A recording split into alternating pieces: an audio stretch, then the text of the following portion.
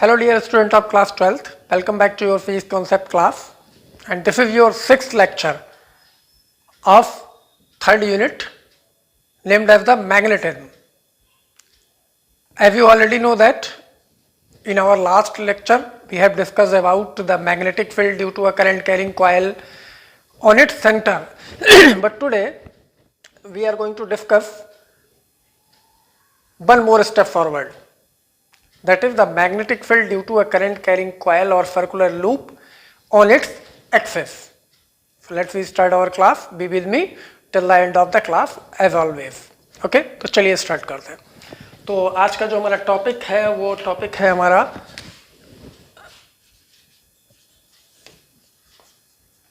Magnetic field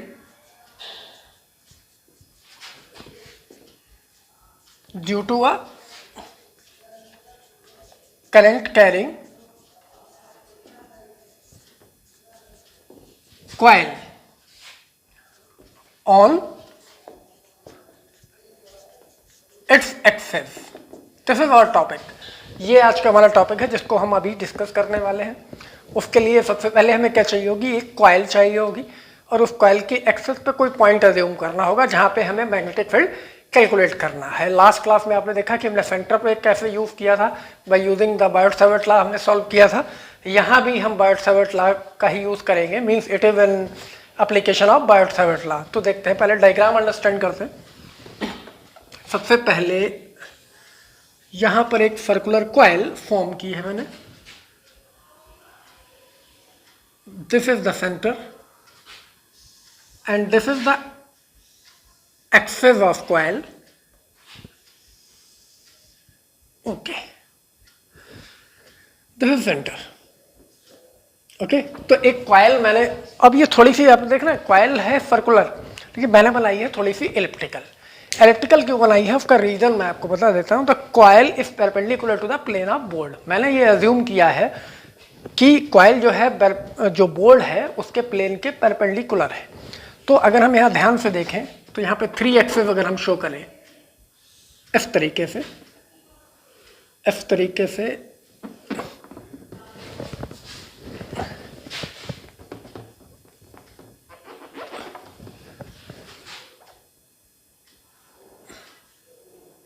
ये suppose ये जो एक्सिस हम ले जा रहे हैं ये है एक्स, ये है वाई और ये है जेड.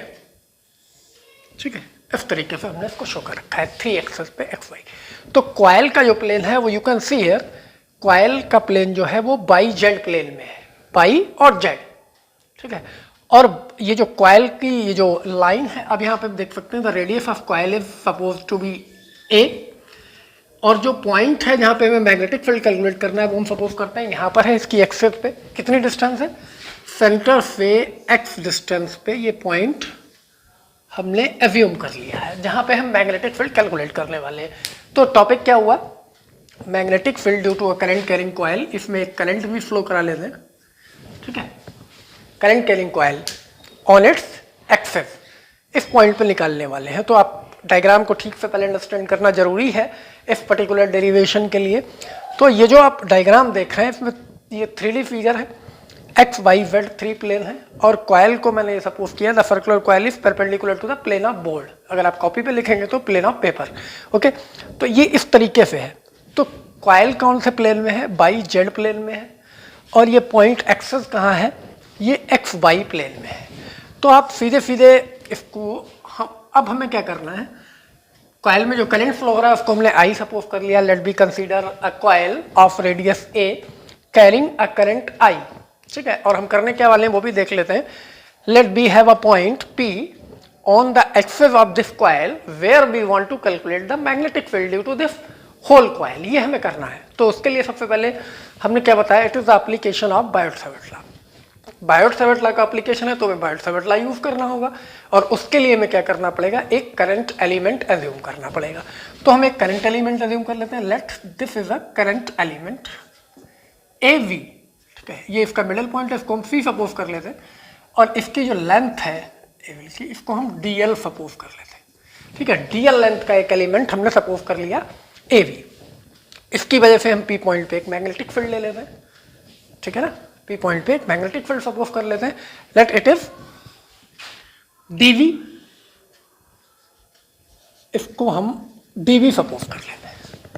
अब टर्मिनोलॉजी अंडरस्टैंड करनी है, डायग्राम अंडरस्टैंड करना है, डायरेक्शन अंडरस्टैंड करने है, पहले उसकी बात करते हैं।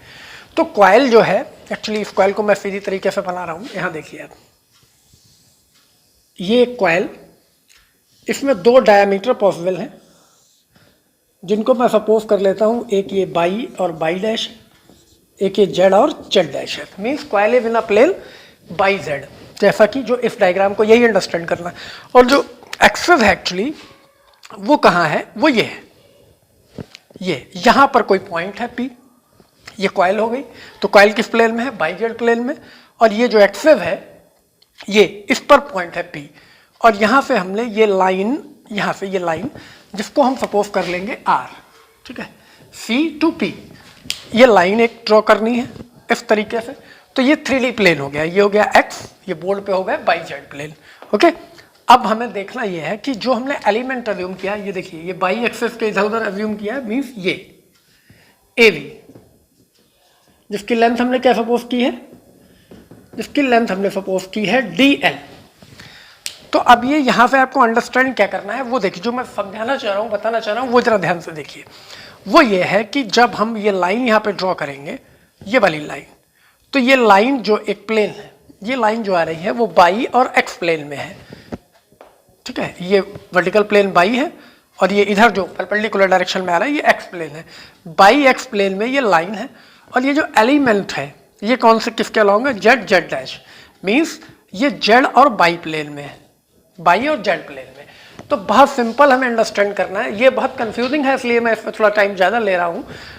ये जो एंगल आप देख रहे हैं, angle between this length DL और ये लाइन R, इसके बीच का जो एंगल है, ये देखने पे तो आपको पता नहीं क्या लग रहा होगा, ठीक है, पता नहीं क्या लग रहा होगा, लेकिन actually this angle is 90 degree. यही आपको समझना है, इस डेरिवेशन की सबसे क्रिटिकल जो अंडरस्टैंड करना है आपको वो यही है कि जब यहाँ पे नोट करेंगे। और एक चीज, जब हम किसी भी पॉइंट पे मैग्नेटिक फील्ड फाइंड आउट करते हैं तो मैग्नेटिक फील्ड क्या होगा, ये जो रेडियल लाइन है, करंट एलिमेंट को पॉइंट से मिलाने वाली लाइन के क्या होता है, परपेंडिकुलर। मैं बायोट सावर्ट लॉ फिर से याद दिलाता हूँ, ये करंट कैरिंग कंडक्टर, ये current carrying element of length AV, इसको सपोज किया था हमने, और यहाँ पर कोई लाइन ली थी जहाँ पर ये पॉइंट भी था, और मैंने क्या लिखा था, यहाँ पर इसको मैग्नेटिक फील्ड को क्रॉस से रिप्रेजेंट किया था, means magnetic field is perpendicular to the plane of point board and inward. Okay, तो इस लाइन के 90 इनवर्ड होगा, तो इस लाइन से कितना होगा, 90 डिग्री पे होगा। मीन्स इस लाइन के साथ जो मैग्नेटिक फील्ड का डायरेक्शन होता है वो क्या होता है, एट एन एंगल 90 डिग्री। तो इसका मतलब ये भी हुआ कि this angle, the magnetic field due to this element, this, ये 90 होगा, ठीक है। अब यहाँ देखते हैं क्या क्या करना है हमें। एक बार मैं फिर से आपको इसको समझाता हूँ।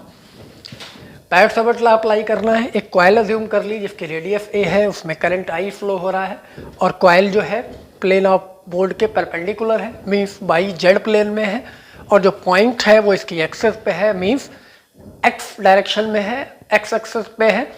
और ये जो ट्राइंगल बन रहा है एक्चुअली कौन सा, COP, ठीक है, ये जो ट्राइंगल बन रहा है, ये ट्राइंगल क्या है, ये ट्राइंगल कौन से प्लेन में है, बाई और एक्स प्लेन में, एक्स वाई प्लेन में है। अगर हम यहाँ पर ये एंगल सपोज करें, this angle is alpha, okay, और ये एंगल 90 है, तो हमें पता है कि हमें चाहिए एक्सिस पे। तो ये मैग्नेटिक फील्ड जो DV है ये एक्सिस पे तो है नहीं, ये तो किसी डायरेक्शन में है। कितने डायरेक्शन में ये हम देख लेते हैं। ये एंगल 90 है, ठीक है, ये एंगल अल्फा है। अब हम यहाँ से क्या करते हैं, दो lines draw, let be draw perpendicular, यहाँ से ड्रॉ कर लेते हैं बाई के अलॉन्ग। तो ये बाई डायरेक्शन में हो गया, ये एक्स हो गया, means this angle is also 90। तो जब हम ये, और ये एंगल भी 90 है, ठीक है, ये अल्फा है, तो ये इधर का एंगल जो बच रहा है वो कितना होगा, this is 90 minus alpha. Okay, ये टोटल एंगल 90, ये लाइन एक्स एक्सिस और ये बाई के अलॉन्ग ये 90, ये एंगल हमने अल्फा सपोज कर लिया, तो रिमेनिंग एंगल कितना बचा, 90 माइनस अल्फा। और ये लाइन आपस में परपेंडिकुलर है, मीन्स डीवी का जो डायरेक्शन है वो इस आर के परपेंडिकुलर, तो ये एंगल भी 90 है। तो यहाँ जो एंगल ये जो होगा ये एक्चुअली क्या होगा, ये अल्फा हो जाएगा, कितना हो जाएगा, अल्फा हो जाएगा। अब हम इस डी वी के दो कंपोनेंट कर सकते हैं, एक along to the axis means parallel to the axis और एक परपेंडिकुलर टू द एक्सिस। जो हम इस डायरेक्शन में करेंगे वो होगा डी वी कॉस अल्फा और जो हम इस डायरेक्शन में करेंगे वो होगा डी वी साइन अल्फा। ठीक है, अब देखते हैं। तो दो बातें आपको समझनी यहां पे जरूरी है। सबसे पहले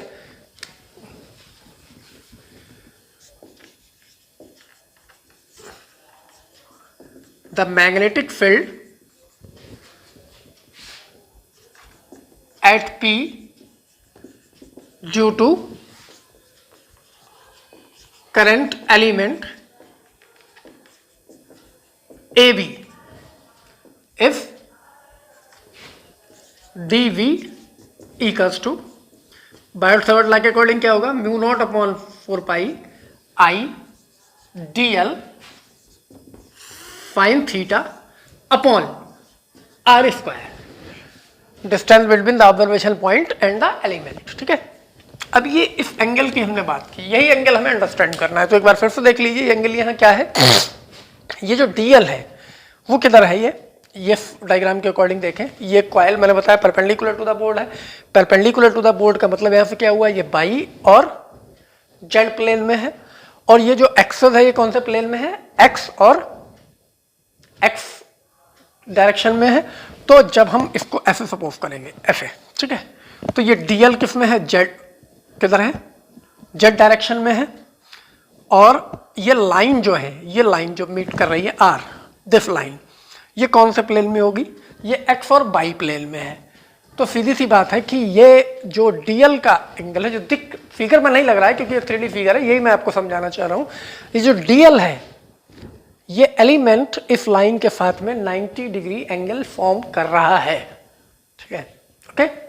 और अगर इसमें फिर भी कोई कंफ्यूजन रह जाए अंडरस्टैंड करने में तो you can right a comment in the comment box, मैं आपको दोबारा से बताऊंगा। ठीक है, ओके। तो यहां पर ये जो एंगल है, because theta is 90 degree here, so DV is equals to mu naught upon 4 pi I DL upon R square. Okay, ये क्या है, बायोट-सावर्ट लॉ के अकॉर्डिंग ये हमारे पास में आ गया। अब हम देख सकते हैं इसको हमें क्या चाहिए, एक्सिस के अलोंग चाहिए। तो इसके हमें दो कंपोनेंट करने होंगे, कौन कौन से, चूंकि डायग्राम में आप देख सकते हैं, एक हमने किया है परपेंडिकुलर टू द एक्सिस, एक parallel to the axis. Parallel to the axis क्या है, DB साइन अल्फा है और परपेंडिकुलर टू द एक्सिस क्या है, DB कॉस अल्फा। अब हम सबसे पहले बात करते हैं वर्टिकल कंपोनेंट्स की परपेंडिकुलर टू द एक्सिस। तो आप देखें, इस कॉइल को हम दो सेमी सर्कुलर पार्ट में बना हुआ मान सकते हैं, वी कैन सपोज इट आधी कॉइल और आधी कॉइल। तो आप देख पा रहे हैं कि जिस तरीके का ये एलिमेंट AV है, इसका जो हमने मैग्नेटिक फील्ड लिया है DV और इसका वर्टिकल कंपोनेंट ये है DV कॉस अल्फा। इसी तरीके से अगर इतनी लेंथ का एलिमेंट हम यहां पर ले लेते हैं A डैश B डैश, तो हमें लाइन यहां से ड्रॉ करनी पड़ती ऐसे और मैग्नेटिक फील्ड का जो डायरेक्शन होता वो इधर आता ऐसे। सर उसके कंपोनेंट जो होते उसका वर्टिकल किधर होता, नीचे की तरफ होता और हॉरिजॉन्टल फिर इधर ही होता। तो समझना हमें क्या है कि अगर हम इस कॉइल को दो सेमी सर्कुलर पार्ट से बना हुआ मान लें, upper half and lower half, आधा ऊपर की तरफ और आधा नीचे की तरफ, तो जो ऊपर वाली आधी सेमी सर्किल कॉइल है, इसके वर्टिकल कंपोनेंट किधर आएंगे, वर्टिकल अपवर्ड डायरेक्शन, मतलब सारे ही एलिमेंट के कंपोनेंट ऊपर की तरफ होंगे। और जो लोअर हाफ है उसमें जब हम एलिमेंट अज्यूम करेंगे तो उसका vertical component means perpendicular to the axis वाला कंपोनेंट वर्टिकली डाउनवर्ड होगा। और कॉइल को जब दो आधे पार्ट में डिवाइड कर रहे हैं तो आधे पार्ट की लेंथ इक्वल्स टू आधे पार्ट होगी, तो आधे पार्ट के वर्टिकल कंपोनेंट ऊपर की तरफ और आधे पार्ट के वर्टिकल कंपोनेंट नीचे की तरफ, तो they should be cancel out. It means ये हुआ कि ये जो परपेंडिकुलर वाले कंपोनेंट है इनका समेशन क्या होगा, 0 हो जाएगा। ठीक है, तो हमें यहां सबसे पहले लिखना है बिकॉज समेशन ऑफ, जब हम इसका सम करेंगे DV कॉस अल्फा का, तो ये सब के सब क्या हो जाएंगे, 0 हो जाएंगे। मींस जो परपेंडिकुलर डायरेक्शन में मैग्नेटिक फील्ड है वो कैंसिल आउट होकर 0 हो गया। बचा कौन सा, डी बी फाइन अल्फा, ये सारे के सारे ऐड होंगे, ठीक है। ऐड होंगे तो मतलब इनको मैं इंटीग्रेट करना पड़ेगा, लेकिन उससे पहले द नेट मैग्नेटिक फील्ड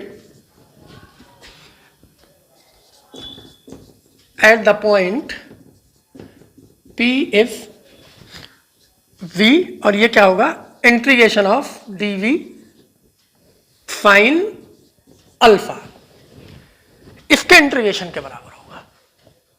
अब यहां डायग्राम को जरा देखते हैं क्या क्या चाहिए होगा हमें।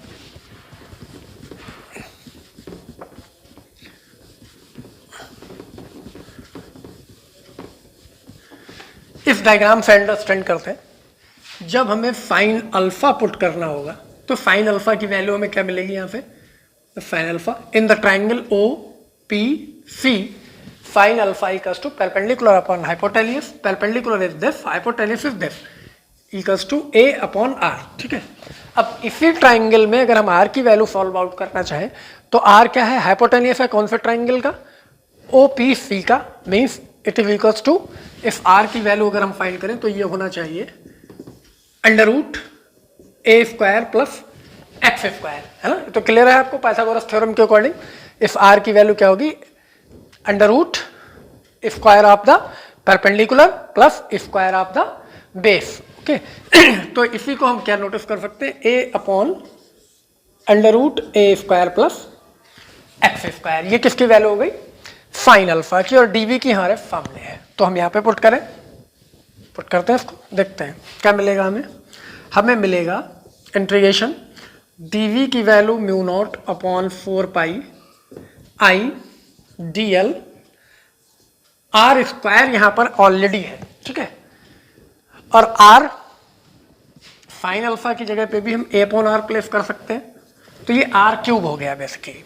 तो यहां जब हम लिखेंगे तो ये हमें क्या मिलेगा, mu naught upon 4 pi I A upon R cube D L. अब इंटीग्रेशन लिमिट बन गई डी एल, तो टोटल लेंथ एलिमेंट की कितनी हो सकती है, 0 to 2 पाई ए, ज्यादा से ज्यादा एक एलिमेंट के लिए कर रहे हैं, और पूरी कॉइल का चाहिए तो पूरी कॉइल की लेंथ कितनी होगी, equal to the circumference 2 pi ए के इक्वल, तो इंटीग्रेशन लिमिट कितनी हो गई, 0 to 2 पाई ए, ओके। ये पूरा टर्म हमारे पास में हमें मिल गया। अब हमें क्या करना है, सीधे सीधे इंटीग्रेट करना है इसको, और आर की वैल्यू प्लेस करनी है। तो देखते हैं क्या मिल रहा है।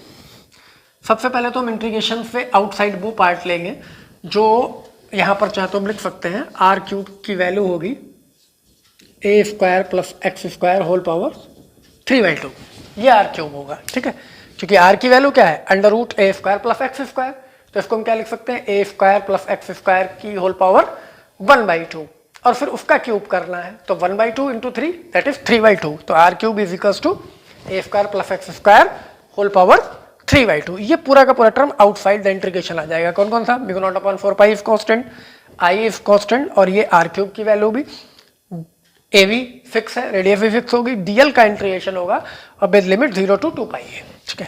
तो यहां देखते हैं क्या मिलेगा, हमें मिला mu naught upon 4 pi I A upon R cube भी बाहर है, और आर क्यूब की वैल्यू हम प्लेस कर देते हैं A square plus x square whole power 3/2, और बचा कितना 0 to 2 pi A D L. ये बताने की जरूरत नहीं है, आप समझ गए होंगे कि integration of D L is L, upper limit minus lower limit means 2 pi A minus A, तो इस पूरे इंटीग्रेशन की वैल्यू क्या आएगी, 2 पाई ए, ओके। देखते हैं, तो सॉल्व करते हैं इसको, और जब हम इसको सॉल्व करेंगे तो हमें मिलेगा mu naught upon 4 pi I A upon A square plus x square whole power 3/2 और मल्टीप्लाई बाई 2 पाई ए। इसको जब हम सॉल्व करेंगे मल्टीप्लाई बाई 2 पाई ए, ठीक है, तो यहाँ आप देख सकते हैं 2 पाई, ठीक, कैंसिल होकर 2 आ जाएगा, पाई भी कैंसिल, बचा क्या सिर्फ ए, और ए इसके साथ में मल्टीप्लाई हो जाएगा। तो जो हमारा फाइनल रिजल्ट आने वाला है वो क्या आएगा, वो आएगा B equals to mu naught I A square upon 2 a square plus x square whole power 3/2. This is the formula of magnetic field on the axis of a current carrying circular coil.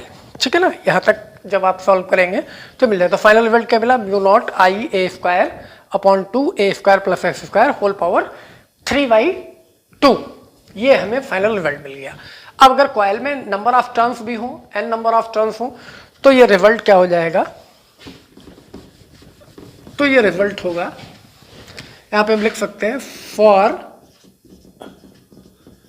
n turns b equals to mu naught n multiply कर दीजिए n I A square upon 2a square plus x square whole power 3/2। This is the final formula for a current carrying circular coil having the n number of turns. और turn अगर 1 है, single है पहले की तरह, तो n remove होकर 1 हो जाएगा, म्यू आई ए स्क्वायर पहले वाला आ जाएगा। इसी फॉर्मूले से हम जो लास्ट लेक्चर में हमने डिस्कस किया था, magnetic field at the centre of the current carrying circular coil, वो भी हम फाइंड आउट कर सकते हैं। कैसे, अगर यही ऑब्जर्वेशन पॉइंट हम कहाँ सपोज कर लें, सेंटर पे, तो जब ये पॉइंट P सेंटर पे आ जाएगा तो distance between O and P कितनी हो जाएगी, x है अभी तो जैसे ही ये पॉइंट उठाकर हमने सेंटर पे प्लेस किया, x बिकम 0, और x 0 होते ही क्या हो जाएगा, ये सेंटर पे आ जाएगा पॉइंट। तो सेंटर के लिए हमें क्या करना होगा, we have to put x 0 here. तो जैसे ही आप x 0 पुट करेंगे यहाँ पे, तो रिजल्ट में एज इट इज वही आ जाएगा। क्या, यहाँ पर मैं कंडीशन लिख देता हूँ, इफ x इक्वल्स टू 0, मतलब एट सेंटर। तो आप यहाँ देख सकते हैं x जैसे ही आपने 0 पुट किया, क्या होगा, a स्क्वायर होल पावर 3/2, ये 2 इस 2 से कैंसिल हो जाएगा, क्या होगा a क्यूब, और नोमिनेटर में कितना है a स्क्वायर, तो a स्क्वायर कैंसिल हो जाएगा, अपॉन में कितना बचेगा, जस्ट a। तो फाइनल फॉर्मूला क्या आ जाएगा, ये मैं रब कर देता हूँ, ये तो मैं पहले ही बता चुका हूँ आपको, आर क्यूब इक्वल्स इतना है, आर क्यूब की वैल्यू लिखिए फिर। तो हमारे पास में फॉर्मूला आ जाएगा b equals to mu naught n I upon 2a, और यही फॉर्मूला हमने ड्राइव किया था magnetic field due to a current carrying circular coil at its centre. ठीक है, तो ये एक्सेस के लिए है, एक्सेस वाले ही फॉर्म से हम सेंटर वाला भी ड्राइव कर सकते हैं, but it's a long process, तो सेंटर पे ड्राइव करने के लिए हम डायरेक्टली कर लेते हैं जैसे कि लास्ट क्लास में किया था, और एक्सेस के लिए हमें प्रोसेस यूटिलाइज करना होता है। एक चीज़ मैं फिर से बोल देता हूँ, यहाँ थोड़ा सा कंफ्यूजन बहुत सारे स्टूडेंट्स को रहता है कि how the angle between DL and this line R is 90 degree, क्योंकि ये देखने में 3 डायमेंशनल फिगर है, देखने में ऐसा नहीं लगता है कि ये जो DL है और इसके और R लाइन के बीच में जो एंगल बन रहा है वो 90 है। यहाँ पे देखने में तो ऐसा लग रहा है कि ये A भी इसी डायरेक्शन में और ये लाइन भी इसी डायरेक्शन में है, लेकिन मैंने आपको क्या बोला कि ये coil perpendicular to the board है। तो मीन्स कॉइल इज, सिर्फ एक बार देख लीजिए, coil is in by Z plane and axis is along the x axis। तो ये जो लाइन R है एक्चुअली ये कहाँ है, ये कौन से प्लेन में, it is in x by plane, और एलिमेंट कौन से प्लेन में, element is in by Z plane और along the z axis। तो बोर्ड के प्लेन को हम क्या सपोज कर रहे हैं, x और y, जैसा कि आप देख रहे हैं बोर्ड की जो लेंथ है वो x के अलॉन्ग है और जो हाइट है वो y के अलॉन्ग है। तो z किधर हो गया, z हो गई इसकी थिकनेस। अगर हम इसकी थिकनेस की बात करें ये, तो ये थिकनेस इस तरीके से होगी, मोटाई बोर्ड की, जो किधर है, इधर है, जेड के लॉन्ग है, और जेड के लॉन्ग है तो सिंपल है, जेड के लॉन्ग कोई भी चीज एक्स वाई प्लेन के परपेंडिकुलर ही होगी। तो एलिमेंट किधर है, जेड एक्सिस के लॉन्ग है, और ये जो लाइन कौन से प्लेन में है, ये एक्स वाई प्लेन में है। Means the angle between the DL and this line R is 90 degree. ये सबसे मेन कंफ्यूजन इस डेरिवेशन का यही है, बाकी सिंपल सा डेरिवेशन है। तो हमने एक बार मैं समरी पूरे क्लास की आपको फिर से ले लेता हूँ। सबसे पहले हमने ये डायग्राम फाइंड आउट किया। डायग्राम में हमने एक कॉइल का करंट एलिमेंट AB ले लिया, जिसकी वजह से मैग्नेटिक फील्ड DB सपोज कर लिया, और बायोट सावर्ट लॉ के अकॉर्डिंग इसका फॉर्मूला हो गया mu naught upon 4 pi ideal sign theta upon R square, because angle is 90 degree, so the it is mu naught upon 4 pi ideal upon R square. अब हमें क्या करना है, इस कॉइल को 2 पार्ट्स में हमने डिवाइड किया, 2 सेमी सर्कुलर पार्ट में, upper half and lower half. जब हम इस DB को रिजॉल्व करेंगे हॉरिजॉन्टल और वर्टिकल कंपोनेंट में, तो vertical components perpendicular to the axis होंगे और horizontal along to the axis होंगे। तो अपर हाफ के सारे वर्टिकल कंपोनेंट ऊपर की तरफ आएंगे, वर्टिकल अपवर्ड, और लोअर हाफ के सारे वर्टिकल कंपोनेंट वर्टिकल डाउनवर्ड आएंगे, जबकि horizontal component along the axis ही आएंगे। तो ये वर्टिकल वाले सारे कंपोनेंट क्या हो जाएंगे, summation of all vertical components of dv is 0 and the horizontal component must be added. ये सारे के सारे ऐड होंगे to give the final result. Final result देने के लिए तो ऐड करने के लिए हमने क्या प्रोसेस यूज किया, इंटीग्रेशन प्रोसेस यूज किया। तो सिंपली ये dv था और जो हॉरिजॉन्टल कंपोनेंट था अलोंग द एक्सिस वो क्या था, dv sin alpha. dv sin alpha को हमने इंटीग्रेट कर लिया टोटल सर्कमफेरेंस से 0 to 2 पाई ए के लिए। बाकी सारी वैल्यूज कैसे चेंज की है, आर की वैल्यू ट्राइंगल से पुट की है, sin अल्फा की वैल्यू ट्राइंगल से पुट की है, आपको पता ही है जनरल मैथमेटिक्स यूज होती है फिजिक्स में। और फाइनल रिजल्ट हमारे पास में आ गया b equals to mu ni a square upon 2 a square plus x square. If the point is at the centre then x is 0 here and the formula is mu naught ni upon 2a। So I hope कि आज की class आपने properly understand की होगी, समझ में भी आपको आया होगा। फिर भी अगर कोई डाउट रह जाता है तो you can write the comment, आप मुझसे डायरेक्टली पूछ सकते हैं by call by message. Okay, so that's all for today. Now we will meet in our next class. Till then good bye.